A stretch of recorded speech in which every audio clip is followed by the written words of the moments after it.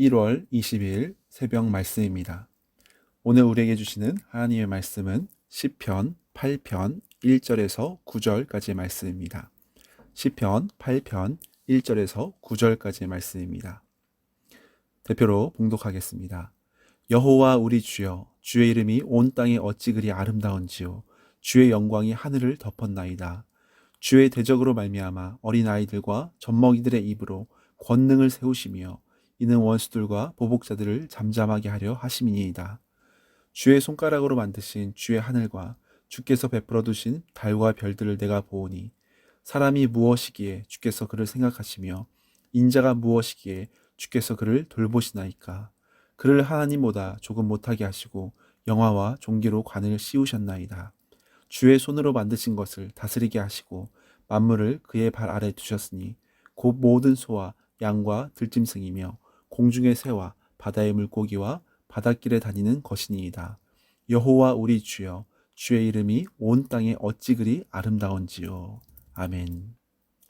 러시아 우주 비행사인 유리 가가린은 1961년 4월 12일 보스토크 1호를 타고 1시간 29분 동안이나 지구 상공을 유영하면서 인류 최초의 우주 비행에 성공했습니다.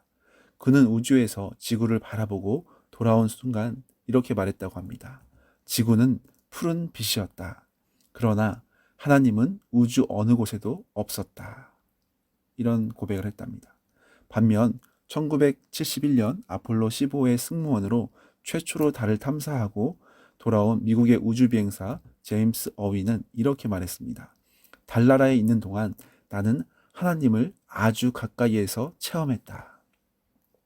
똑같이 우주에서 놀라운 체험을 하고 돌아왔는데 한 사람은 우주 어디에도 하나님은 있지 않았다 라는 고백을 하고 다른 사람은 나는 하나님을 아주 가까이 더욱더 체험했다 이런 고백을 합니다.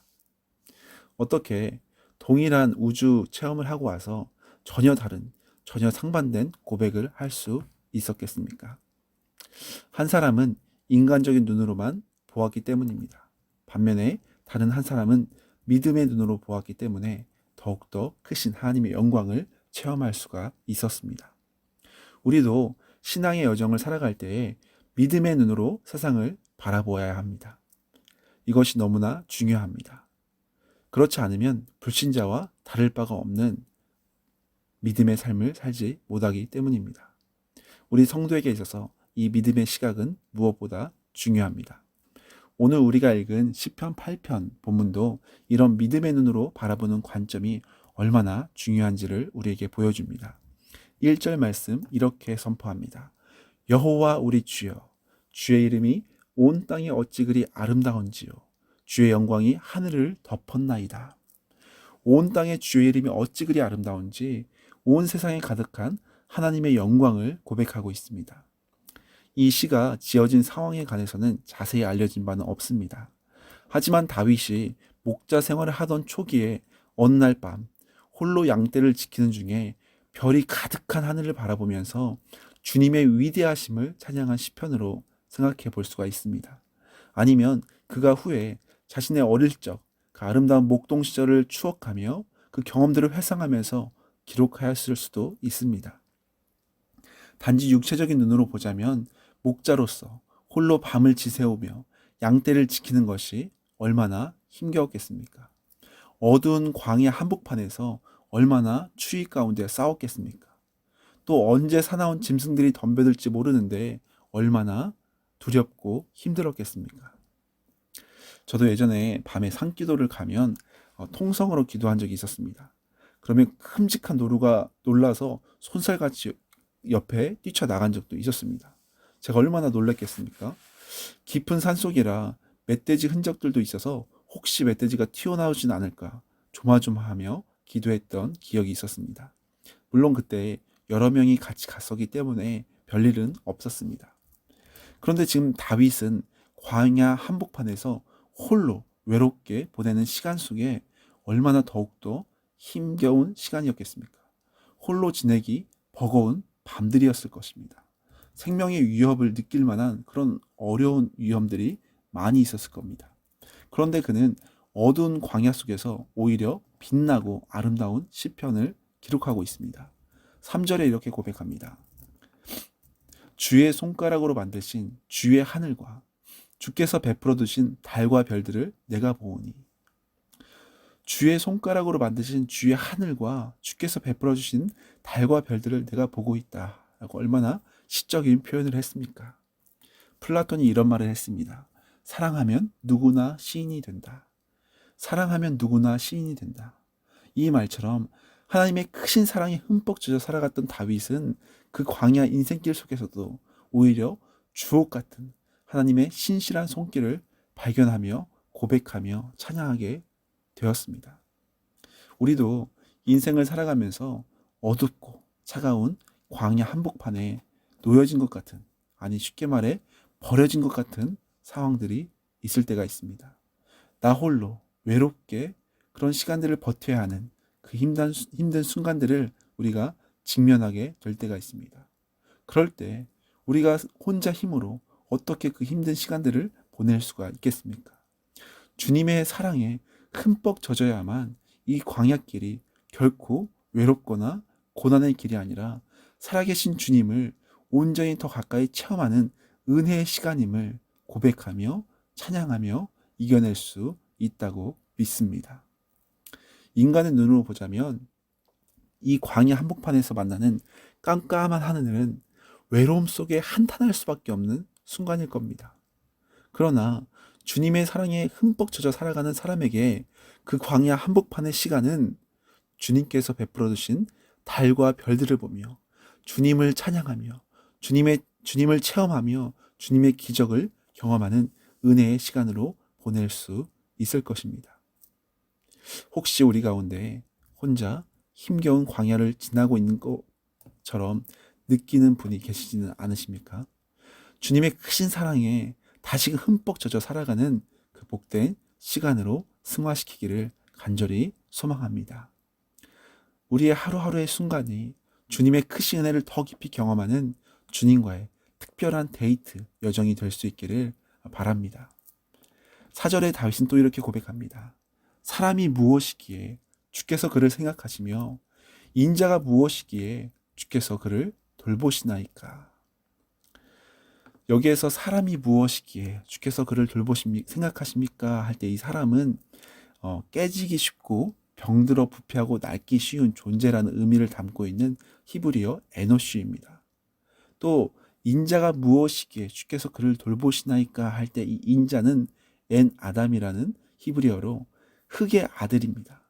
한 줌의 흙으로 만들어져서 한 줌의 흙으로 돌아갈 수밖에 없는 연약한 존재를 의미하는 단어입니다. 이 광대한 우주 가운데 한 줌의 먼지처럼 작고 연약한 사람이 무엇이기에 주님께서는 늘 생각하시고 그 사람을 기억하시는지, 그 연약한 인간이 무엇이기에 주께서 돌보시고 보살펴 주시는지 그 은혜를 다 헤아릴 수 없어 이 시편 기자가 감격하고 고백하고 있는 겁니다. 이러한 감격의 고백은 십자가의 은혜, 예수 그리스도의 은혜를 통과한 자만이 선포할 수 있는, 고백할 수 있는 온전한 믿음의 고백입니다. 죄악 가운데 죽을 수밖에 없는 나를 살려주시는 그 은혜, 한없는 주님의 사랑으로 인도해 주시는 그 은혜, 이러한 십자가의 은혜를 누린 자만이 고백할 수 있는 이 찬양을 날마다 우리 또한 누리고 고백할 수 있기를 간절히 소망합니다. 그러면서 5절에 이렇게 고백합니다. 그를 하나님보다 조금 못하게 하시고 영화와 종기로 관을 씌우셨나이다. 이 개역 한글 번역에서는 감히 하나님보다 조금 못하게 이 번역을 하기가 두려웠는지 사람을 천사보다 조금 못하게 하시고라고 번역하고 있습니다. 천사보다 조금 못하게 창조하셨다. 그러나 개정 성경에서는 하나님보다 조금 못하게 우리를 만드셨음을 선포하고 있습니다. 그 광대하고 웅대하고 끝이 없는 우주 속에 먼지 한 톨처럼 미쳐난 우리를 하나님은 너무나 사랑하셔서 하나님처럼 하나님보다 조금 못하게 창조하셔서 하나님과 같은 영광과 존귀로 관을 씌우셨다고 선포하고 있습니다.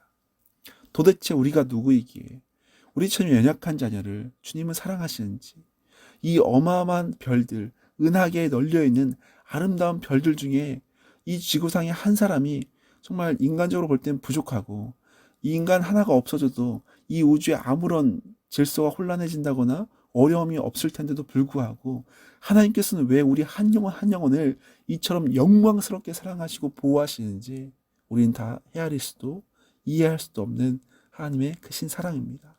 이 크신 사랑 앞에 우린 잠잠히 고백해야 할 것입니다. 9절 말씀입니다. 여호와 우리 주여, 주의 이름이 온 땅에 어찌 그리 아름다운지요. 여호와 우리 주여, 주의 이름이 온 땅에 어찌 그리 아름다운지요. 사랑하는 여러분, 온 땅에 아름답고 충만하신 주님의 영광을 날마다 체험하며 찬양할 수 있기를 소망합니다. 우리를 죽기까지 사랑하신 십자가의 사랑, 십자가의 은혜를 날마다 경험하며 나아가시기를 간절히 축복합니다. 혹시 홀로 광야길을 걷는다 할지라도 주님께서 함께 하신다는 그 믿음으로, 믿음의 시각으로, 믿음의 관점으로 날마다 그 낙심하는 순간이 아니라 오히려 주님께 집중하고 주님께 나아가는 은혜의 시간이 될 수 있기를 간절히 소망합니다. 그래서 오늘도 측량할 수 없는 사랑으로 우리를 품으시고 안아주시는 그 주님의 크신 사랑에 흠뻑 젖어 살아갈 수 있는 믿음의 성도님들 되시기를 간절히 바랍니다. 그래서 우리를 영원토록 돌보시고 인도하시는 주님만 바라보며 주님만 찬양하며, 주님 어찌 이렇게 나를 사랑하십니까? 주님 어찌 그리 아름답게 우리를 인도하십니까? 주님 어떻게 이렇게 승리로 이끌어 가십니까? 감탄하며 놀랍게 영광 올려드리는 복된 날 되시기를 간절히 축원합니다. 같이 기도하시겠습니다. 사랑의 하나님, 우리가 무엇이기에 우리를 이렇게 사랑하시고 이렇게 연약한 인간이 무엇이기에 우리를 하나님처럼 영광스러운 자녀로 구별하여 인도하시는지 그 크신 사랑을 다 헤아릴 수도 다 찬양할 수도 없습니다. 주님, 날마다 주님을 향한 사랑이 흠뻑 젖어 살아갈 수 있게 하여 주시옵소서. 그래서 광야길을 걷는다 할지라도 주님, 그 시간들이 인간적인 육체의 눈으로 바라보며 낙심하는 시간이 아니라 믿음의 눈으로, 믿음의 시각으로, 믿음의 관점으로 바라보며 날마다 승리할 수 있는 우리 귀한 믿음의 성도님들 될 수 있도록 주관하여 주시옵소서. 눈물의 시간이 아픔의 시간이 아니라 기도로 심고 놀라운 열매를 거두는 믿음의 은혜의 시간들로 주님 채워주시고 역사하여 주시옵소서. 모든 상황과 모든 환경을 인간적으로 눈으로 해석하려는 어리석은 인생이 아니라 정말 믿음으로 바라보며 날마다 함께 하신 주님을 체험하며 감사하며 나아갈 수 있는 믿음의 시간들로 인도하여 주시옵소서. 감사드리며 우리가 생각하는 것보다 날마다 기도의 순간순간마다 놀라운 기도와 기적의 영광으로 인도하시는 예수 그리스도의 이름으로 간절히 기도드립니다. 아멘.